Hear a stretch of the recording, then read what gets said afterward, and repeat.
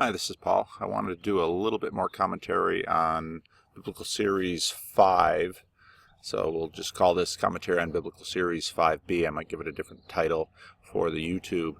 And I'm continuing to piece together Jordan Peterson on sacrifice in Biblical Series 5.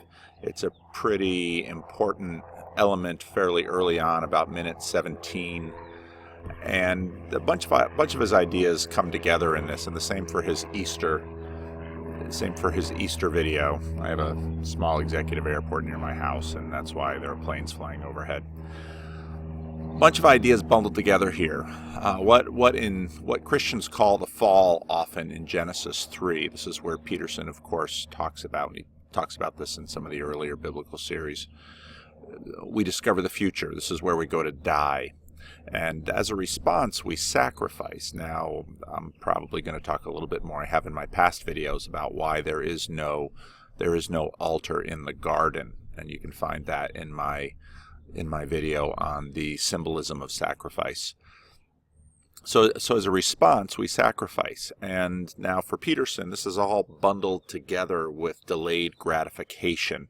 In other words, this is acted out as the literal practice of offering animals. And now, in the ancient world, there's a lot of offering food to the gods, and it's very transactional. It's very much an exchange. If you offer food to the gods, if you feed the gods, if you give the gods what they want, then the gods are going to give you what they want. You read any ancient mythology, and many of the gods were transactional. You can hear a lot of those themes in my sermons in terms of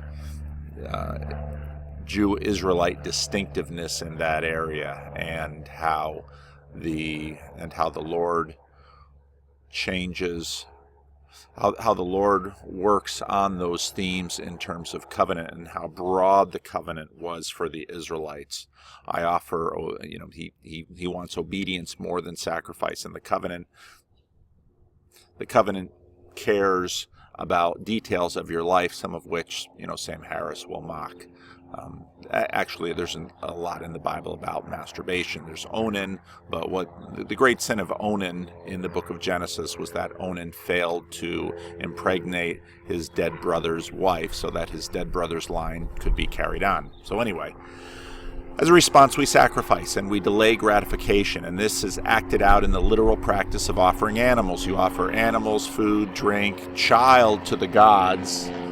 Oh, that dumb plane just wants to fly right overhead.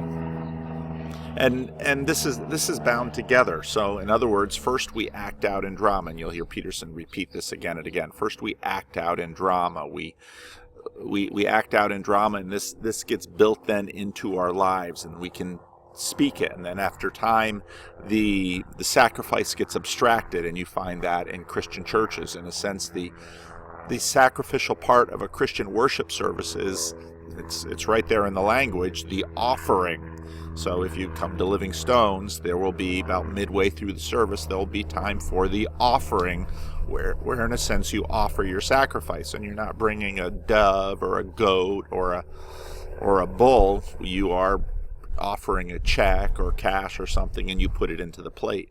And the priest, in Protestant tradition, I call myself a pastor. That gets into a lot of the fight of the Reformation, but this is how that very early thing gets abstracted into present practice. And the Christian practice, the Christian discipline of giving, tithing in many traditions, which is 10%. Christian denominations vary on, should it be 10%? Must it be 10%? But the idea is that it should be a sacrifice. It should be delayed gratification. You should be offering something to God which is costly. Now, the point that Peterson makes is that this strengthens certain things for us. Conscientiousness rehearsed and strengthened in religion.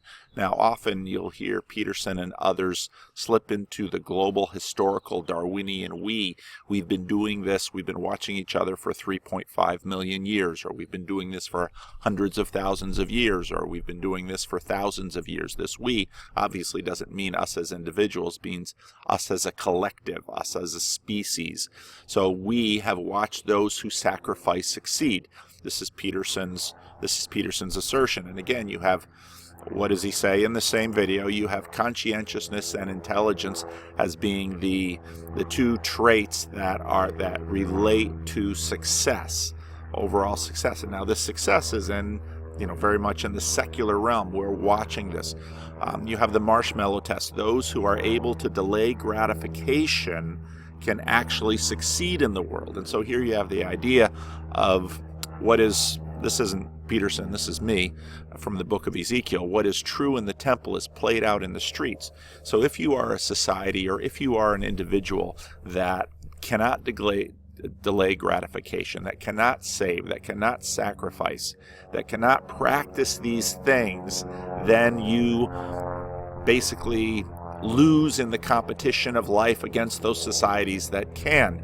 Or if your family does not delay gratification, does not sacrifice for each other, does not stick up for each other, does not put the needs of the group ahead of the needs of the individual, let's say, and this is where Peterson's individualism gets complicated, then you are outperformed by the groups that do in the secular realm. Now, part of the implicit point here is that what you practice in church gets played out in the rest of your life. And as a pastor, I see this all the time. It's, don't want to rat anybody out, but it's often not always, but often the people who are most faithful in church, the people who are the most faithful in giving, the people who are most faithful in showing up every week for worship, those who are most faithful in service, giving themselves for the well-beings of others. Now, some of these practices are lauded as a society when we see those who faithfully serve at the soup kitchen, or those who faithfully show up to help. Even those in the broader secular society are seen as rightful objects of benevolence or mercy. These are the people we esteem. And the people who practice this in the things of their life practice it in all aspects of their life. And again and again and again, surveys show that religious people give more, not just to their specific religious charities, but to other charities and other causes as well. Religious people practice sacrifice in their lives. Now, this is complicated. So the Skeptics Question comes along and says, well, can you keep the secular trait, build the mental muscle? And if you watch that Will Schroeder video that I mentioned in the first one, can you practice that? Can you keep the secular trait and discard the woo-woo, which is, of course, the metaphysical claims, the traditional religious stories, the mythology? Now, a big part of this question is, how mysterious are we to ourselves? Yesterday I posted a video.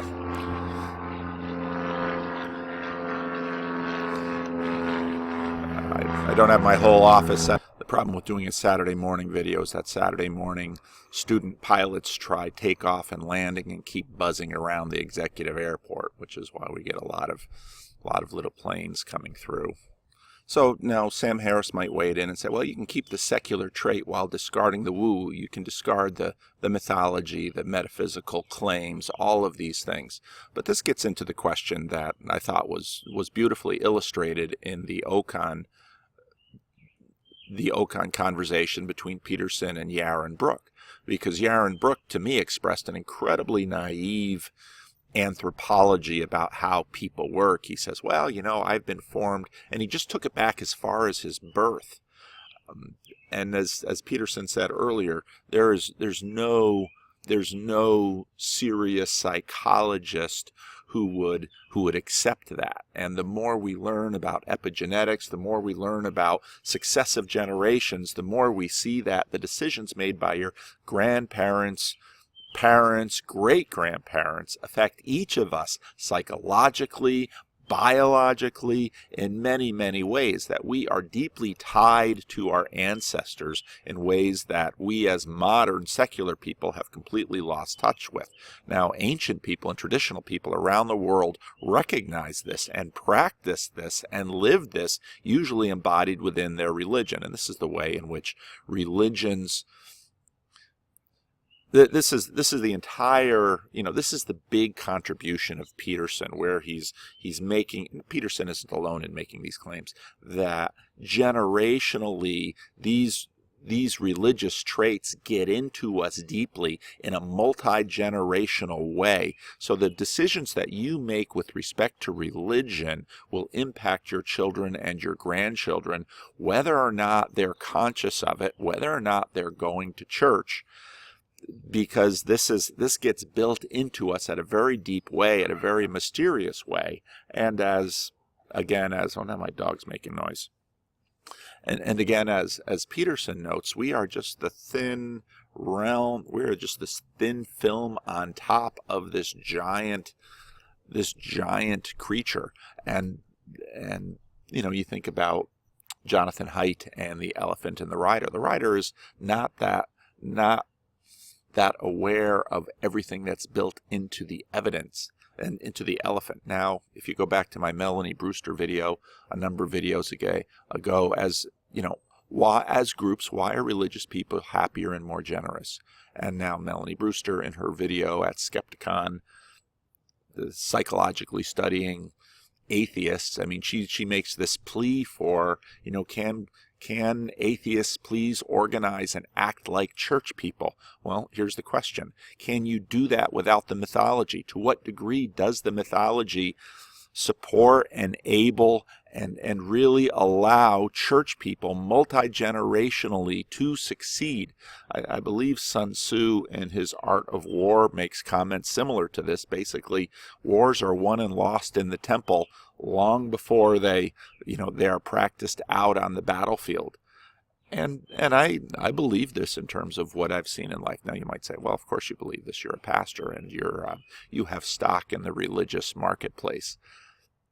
But I think it's far deeper than that. And again, I think we, especially in our culture, in our Western American culture, we have so little appreciation for generational wisdom and generational realities that and I think in some ways Sam Harris's, the philosophy he's promoting is incredibly susceptible to this, because, okay, I'm going to judge things by my conscious well-being. Well, if a human life is 80 years, conscious well-being is a moment. Now, you might say a series of moments, and Sam Harris isn't that naive.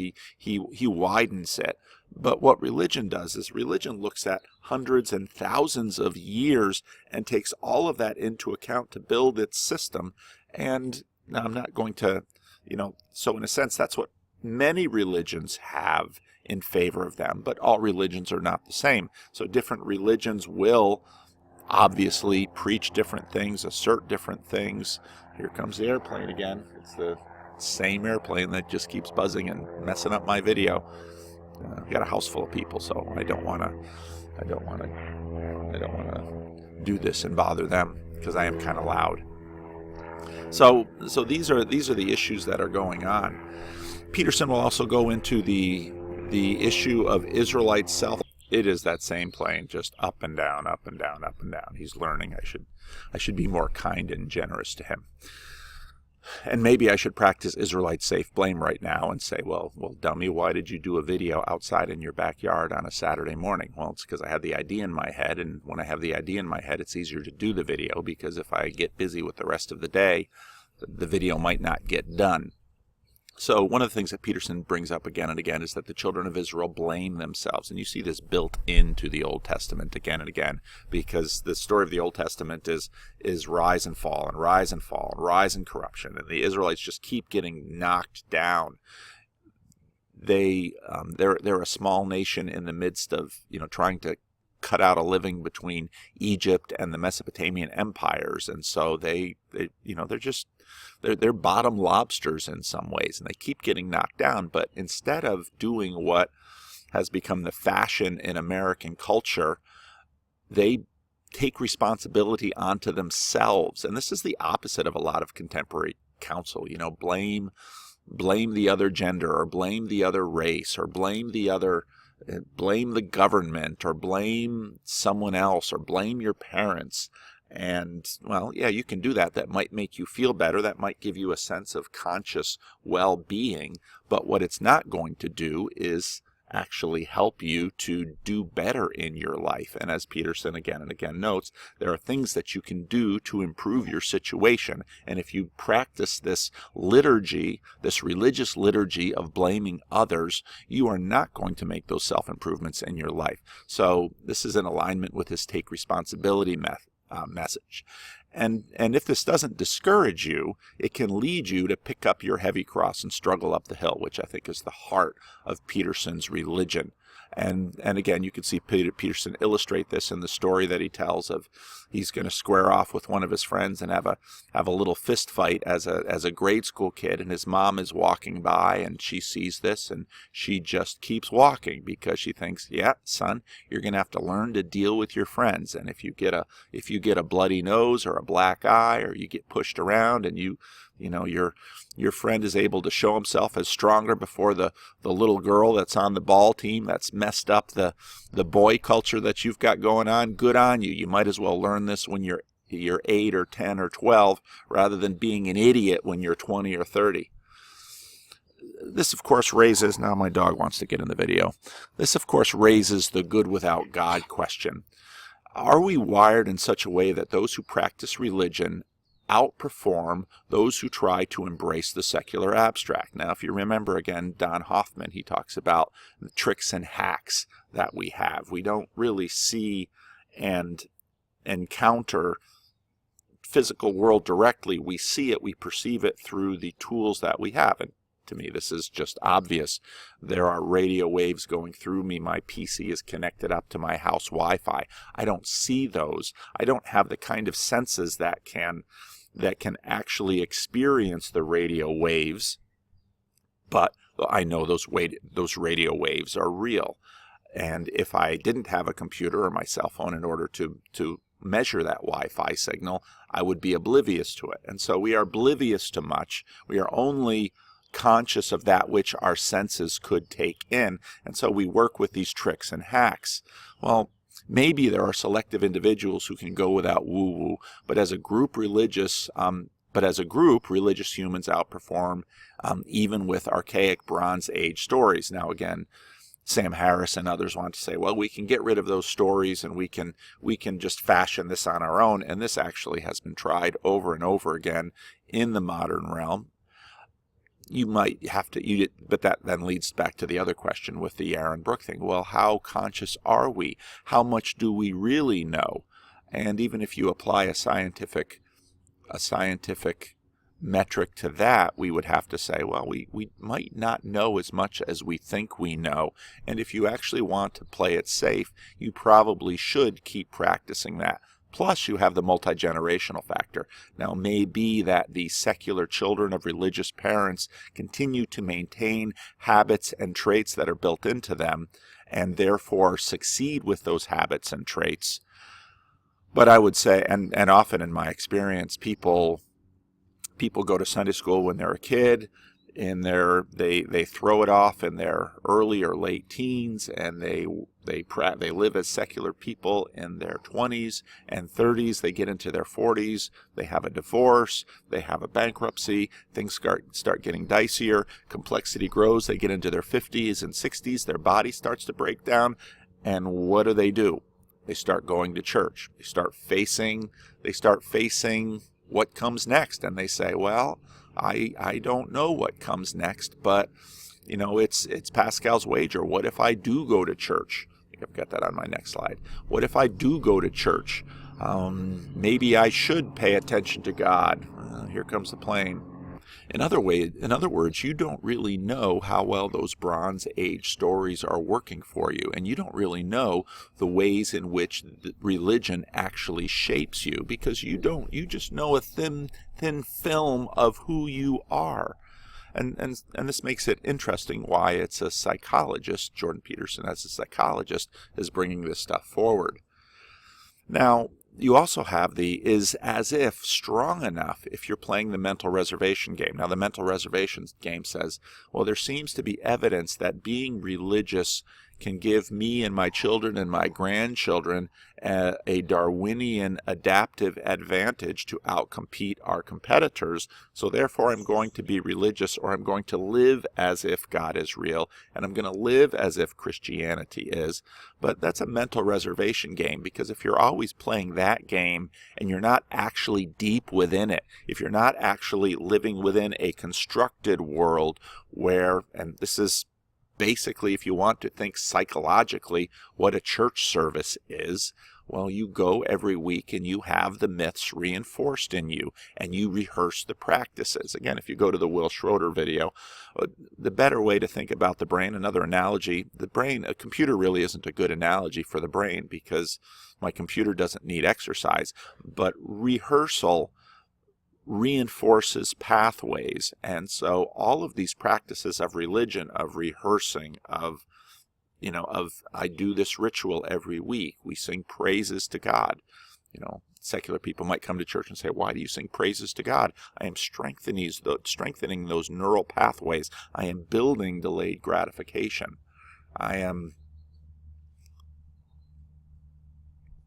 So this is one of the doubts I have about Peterson's game, and that by not going to church, and I have typos all the time in my PowerPoint. By not going to church, how are you missing out? You are not basically living into the... here comes another airplane. By not going to church, you are not building those neural pathways. You are not living into... Basically, you're not building it into yourself. Now, again, if you look at Peterson's Darwinian view of religion, well, why did religion develop? It offers an adaptive advantage. Why is religion nearly universal? Well, it offered an adaptive advantage. And now if you're a secularist, you say, well, I can forego this adaptive advantage. Well, you do so at your own peril. But again, the as if game, I'm not sure that's strong enough. Now, this isn't to say that Christians, including myself, don't always have nagging doubts.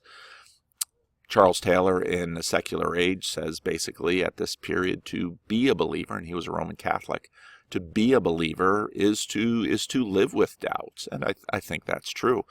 But I remember an Amway salesman who was a member of my church when I came to Sacramento, and I didn't know this about him, but one day he says, Pastor, I really need to talk to you. And I thought, oh, okay, something must have happened. Maybe he had a fight with his wife, or maybe one of his kids are in trouble, or maybe he's in trouble with something. So I cleared my schedule and sat down with him, and then he tried to sell me Amway, which kind of ticked me off, because I know all about Amway, but then he explained to me, he says, well, I started going to a Christian Reformed church because, well, the founders of Amway grew up going to a Christian Reformed church.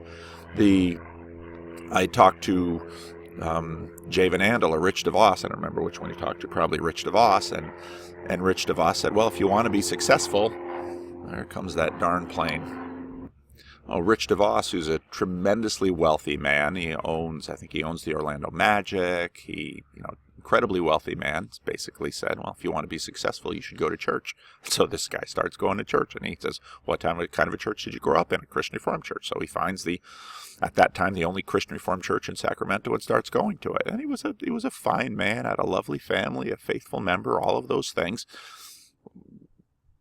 I'm a little chagrined to know that he was doing this in order, in a sense, to serve the god of money. But what he learned in the process, I'm sure, was quite a bit about what's the shortcomings of serving the god of money. So what is your true God, and does it matter? And I think it does matter. And then you have the multi-generational question. We all know the power of childhood religious formation. That one was definitely a student pilot. He was a little wobbly. But we all know the power of childhood religious formation. It gets in deep into our neural pathways.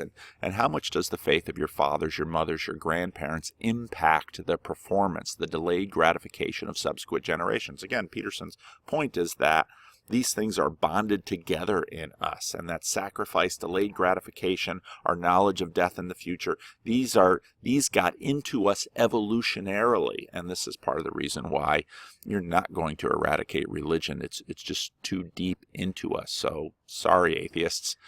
It's not spoken, but it's not just spoken. It's lived out, and what is true in the temple, what you do in the church, gets played out in the rest of your life. And of course, this isn't look at this in a simplistic fashion. There's always hypocrisy in church. We're not only in competition with each other, we're in competition with ourselves in many ways.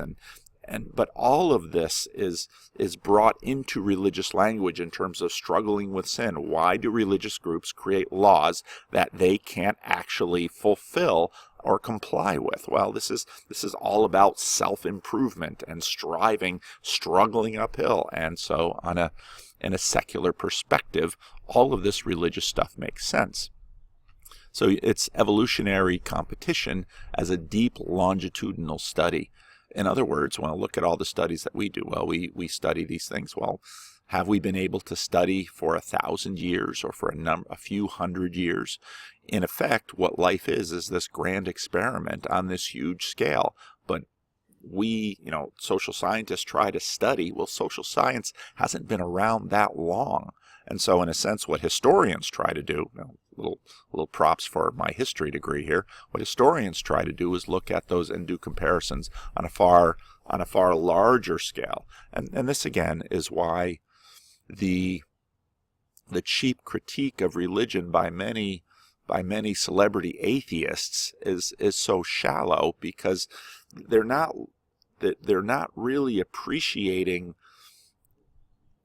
the game religions are playing, why you have a canonical baseline, why you have a confessional layer that gets changed and morphs, why practices morph, and how religions, by keeping that baseline, by keeping that holy text, are actually playing games over 100 and thousands of years, trying to refine and perfect, and always keeping in mind, well, is God blessing? And this is why, again, if you listen to my previous videos where we talk about, the difference between a religion and an ideology is a very short-lived thing. It hasn't been playing its game long enough to actually compete over the long haul, whereas religions are competing over the very long haul, and religions are multi-layered. So on one layer, you can say the law of sowing and reaping. We say, well, what you sow, you shall reap. So if you eat lousy and never exercise, you will have bad health. But if you look at why Christians in Latin America have called the evangelical bump, because many evangelicals in Latin America, the men stop drinking, they stop smoking, they use their money to devote to the education and the welfare of their wives and their children therefore grow up better educated, more disciplined, better able to compete. They've seen their father model family practices in the home, and this then goes generation to generation. And this is why many evangelicals, as opposed to nominal Catholics, not necessarily observant Catholics, but nominal Catholics, who, well, they might go to Mass once a year at Christmas and Easter, but for the most part, they live their life feeding their indulgences, feeding their appetites, where Christians, by virtue of the religion, start to rein in their appetites and get disciplined about their life, and this has a multi-generational effect. So then you have the agnostic question. Can you know for sure? Now, again, my read of Peterson is that he's an open agnostic. He doesn't practice Christianity. He says he lives as if it is true, but he's making this up as he goes along. Whereas if you're a religious person, you're standing on the shoulders of generations of religious people. You inherit the religious traits. Now, again, not all religions are the same, and I will, of course, embrace mine, but what happens with different religious sub-traditions like Christian Reformed Church and Reformed Christianity and Protestant Christianity within confessional, creedal Christianity, there's degrees of awareness. And so Protestants continue to learn from Roman Catholics and from the Orthodox and vice versa. And there's a very alive conversation, lived out in tensions between all of these groups on a massive scale over long periods of time. These are not the kind of things that you're going to sit down one afternoon and just say, oh, I think I'll do this. Well, yeah, you can, but that's evolutionarily, Darwinianly, that's a really dumb approach. Doesn't someone have the Darwin Awards they give every year to stupid ways in which people die and take their genes out of the pool? And what's interesting is, for example, if you listen to Jordan Peterson's take on gay marriage, he looks at it as a Darwinian and says, same-sex couples are sterile. Why do they need marriage? Now he's looking at long views of marriage, not the secular American romanticized, we do marriage in order to have equality with other people or make us feel better. Well, what is marriage for? Marriage is a long-term, multi-generational game that allows a family to compete well against its rivals, that allows a nation to compete well against its rivals. Again, all of these things are built into religion, and all of these things are practiced in sacrifice, and the practice of sacrifice as done in churches and other religious institutions, the practice of submission, this is all built into a very, very long game. When you look at, for example, the way marriage is going in the West right now, it wouldn't be surprising to see that in 2 or 3 generations, the only people who marry will be the religious and the wealthy. The wealthy marry in order to preserve their money, and the religious marry in order to practice their religion and practice, sexual restraint and all of those things that are built in religion and are quickly dismissed and mocked, in fact, from outside groups. So you have the agnostic question. Well, do you really know how much you're doing? Can you really know how deep this stuff goes? Then you get into Pascal's wager. Well, if religion has an adaptive advantage against competitors, well, what if religion is right about divine judgment? What if, and actually divine judgment is something that's very much goes across religions. You have the Egyptian Book of the Dead, and again, almost all religions have a judgment day at the end of your life where you're called to account for what you've done. And Pascal's wager basically says, hey, do you really want to be unprepared for that test, even just risking whether or not that test will come? Why don't you play it safe? If you have all of these reasons to be religious, well, why don't you do it? Well, here comes the plane again. So then the question, are you going to bet against history? Is secularism the apex, or is it the flush before the corruption in terms of the religious arc?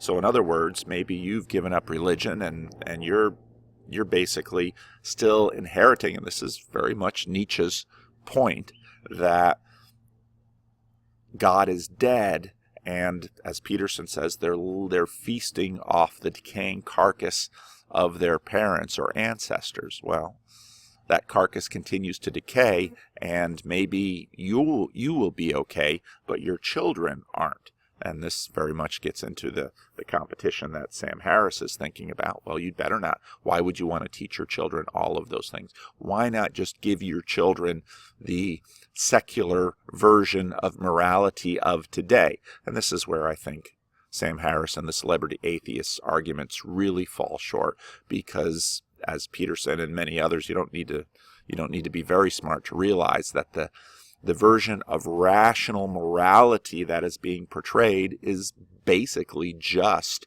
the one version of the contemporary outlook of it. It's the morality du jour. And if you look at, if actually you have a religious background or you study history, you can see that moralities change dramatically. And what religions do is actually provide a platform in which you can critique changes and you can assess changes because you're holding a baseline.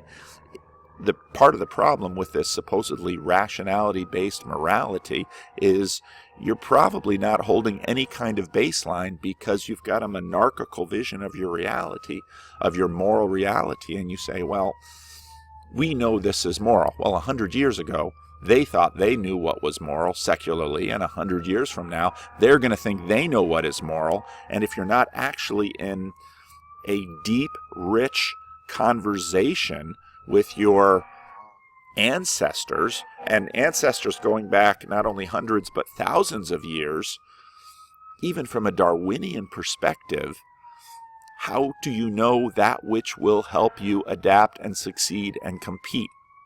And that's not even taking into account pleasing God, which is the religious perspective. And this gets into what I think was really the contribution of Peterson in the first Vancouver conversation with Sam Harris, where Peterson, and I wanted to do a video on this more directly, where Peterson basically fleshed out the much older, broader view of God upon which, let's say, the evangelical view of God, which it's that specific slice that Sam Harris and many of the celebrity atheists are really complaining about, but that little slice sits upon this larger,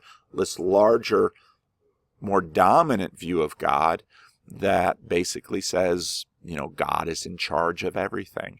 And to one degree or another, now this is highly nuanced in religions, but to one degree or another, everything that happens can be ascribed to God. And this is still fairly richly represented in my slice of Protestantism, which is Calvinism. If you go into some Pentecostal groups, they might see much more of a middle, spiritual, angelic, good versus evil.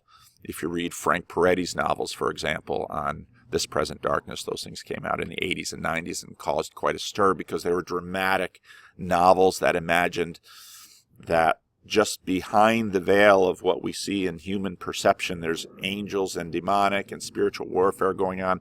Now, I'm not denying spiritual warfare because that is in fact biblical, but kind of that rich way of representing it, that's with the Pentecostals. I've had Pentecostal people come to me and say, well, when bad things happen, that's because devils are doing it. And when good things happen, that's because God's doing it. And God and demons are always kind of in this competition. And there is a layer in the Bible that talks about that. So I'm not getting rid of the layers, but what a truly well-formed religion does is be able to manage, stack up all those layers, see all of those layers, integrate those layers, and manage those layers, because that's actually what is in the Bible, that all of those layers are present and they're integral and managed, and it offers lots of different language and lots of different means of interpreting, because again, this system has been built for thousands of years through many, many cultures and many, many contexts, and all of that wisdom is built into it. And to think that me who lives 60 or 70 years is just going to sit down with my rational mind and outcompete thousands of years of millions of human beings working through this in terms of how many different life experiments? Think about that rationally, and think about which system is smarter. Me all by myself with my tiny little slice and view of human reality, or millions of people, thousands of years, hundreds of cultures both horizontally and vertically, so thousands of years, hundreds of cultures, all being poured into and expressed in the Bible, in theology, in conversation, expressed in denominations, expressed in subcultures, all of this constantly working out. And this is, in a sense, what religious people, especially pastors and theologians, work on. Now, if there's a blind side that the intellectual dark web has, is that they don't have enough theologians in the conversations or historians, because, and this is a cultural American weakness. Now, I'll give you an example. There are Sacramento has a fairly robust and pretty long-term Japanese and Chinese population, and many of these Chinese business people, and they've been in America, since the gold rush days, their families have, but they continue to maintain their culture. So a good number of them are actually Christians, but they have very long-term perspectives, and they play the long game. Americans tend to play the short game. Americans tend to be full of themselves. Well, me and my little brain right now, I can think of everything I need to know, and I'm going to make my rational decision, and I'm going to do well. Well, you might be doing well in the short term, but are you going to do well in the long term? And this goes, this is not a unique argument to me, obviously, but this simplistic dismissal of religion is a very short-term game. Now, Brett Weinstein will say, well, we have to kind of, take it apart. Well, yeah. And this is the point that I've made before, that, religious people do change over time, and religious people do adapt over time. But what religion offers them is a framework through which they actually measure and track and adjust and work on all of those adaptations. For example, right now, two of the hottest adaptations being played with, especially in the Protestant churches, because Protestant churches tend to be on the much more adaptive side, and your more ancient traditions like the Orthodox and the Roman Catholic, they tend to be more on the, they've got this large institutional and weight that they're dragging behind them that makes change very slow. Now, there are adaptive advantages to both respects. So two of the big games that are being played out in terms of the church in the West are women's roles and now same-sex marriage. So you'll have left Protestant churches far on the left that are always jumping on the bandwagon. Okay, so they're playing out that game. And again, you'll hear in those conversations, well, if we want to keep the youth, we should be, adopting women's roles and, contemporary women's gender roles and same-sex marriage. This is what we should practice. And we're not going to police the sexuality of individuals. And so, okay, that's the game that churches on the left are playing. More conservative churches say, no, God is against this. Okay, so they're employing the tradition as a bulwark against change. And so you have some churches playing this experiment, some churches playing this experiment, some churches playing this experiment, don't ask, don't tell. And so you've got, actually, with all of these churches, you're all modulating all of this change, and we're doing this live, and we're doing this multi-generationally. So what's going to happen? Well, churches that are changing fast, are they succeeding? Well, look at the stats. Probably not. But it's multifaceted because there's many, many, many variables going on in terms of whether or not churches are doing well or not doing well. And in fact, this is multi-generational. Some of the most successful churches recently have been Christian heretical churches that the creedal churches would call heretical. The Jehovah's Witnesses are not Trinitarian, and the Latter-day Saints Church is arguably polytheistic. But yet they see themselves as Christian, and their Christian adaptations, they've been doing very well. Now, the question is, how long will they keep doing very well? And this is the same question going on in terms of churches that are churches that are resisting ideas about evolution. And you can see that these things get played at multiple levels. And so again, and now this isn't just happening here in North America or in the West. You've got churches in Africa that are flourishing or declining. You've got the church in China has been an experiment. You've got churches in India. And what happens in religious context is we are tracking all of this stuff. And you can do this because you actually have a baseline. And again, religious people are not doing this intentionally. Now, I've just articulated intentionally, and I'm not the only one who pays attention to this, and I'm doing this in terms of a voice to framing this in a secular realm so that secular people can understand the game religious people are playing. But religious people are not playing this as a secular game. They are fully nested within their religious framework, which is obviously the only and the best way that they can play this game, if they're fully within it. And you know this, even if you play computer games, we have language for it. I'm into it. Well, what does that mean? That means that when I'm playing my computer games, I sit in my special computer game chair, and I have headphones on, and I have 2 or 3 monitors up, and I immerse myself in it. And the more I immerse myself in it, and I'm not distracted by other things, the better I can play the game. Well, this is happening in religions all over the place. Is it irrational? No, it's not irrational at all. Religious people are using rationality within that which they are nested. The thing that rationalists have a difficulty understanding is that they, in fact, are themselves nested in a reality, and they are rational within that spectrum.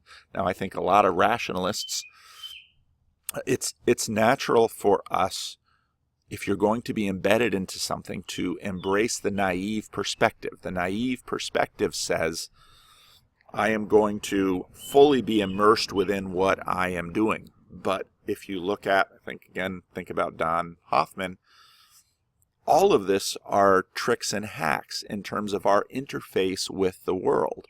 And so even if you adopt a Darwinian perspective, well, who is going to outcompete? Well, how long is the competition? The competition is open-ended. Now, secularists might be saying, It's the religious people that are in denial of climate change and environmental devastation that are going to cause the downfall of us in the world. Well, maybe, but you'll notice that there are plenty of religious people, including the Roman Catholic Church. The Pope is on record as talking about, creation care, and there are plenty of resources within the Christian faith that talks about creation care. And look at an environmentalist like John Muir. Now, theologically, I could critique his theology a bit, but he had a robust Christian environmental perspective. Okay? So, and this is how religions have within them adaptations that, when called upon, these adaptations tend to flourish. So I didn't play any of the Biblical Series 5, but Biblical Series 5 in the first, about minute 17 and on, Peterson gets into this, and Peterson returns again and again to these themes, and this is the long-term game that's being played that, for the most part, secularists aren't paying attention to. And I would argue, in fact, that the conversation within the intellectual dark web is deficient in these realms, because here's a fact. With the exception of Ben Shapiro, nobody in the intellectual dark web seems to have much of a theological education.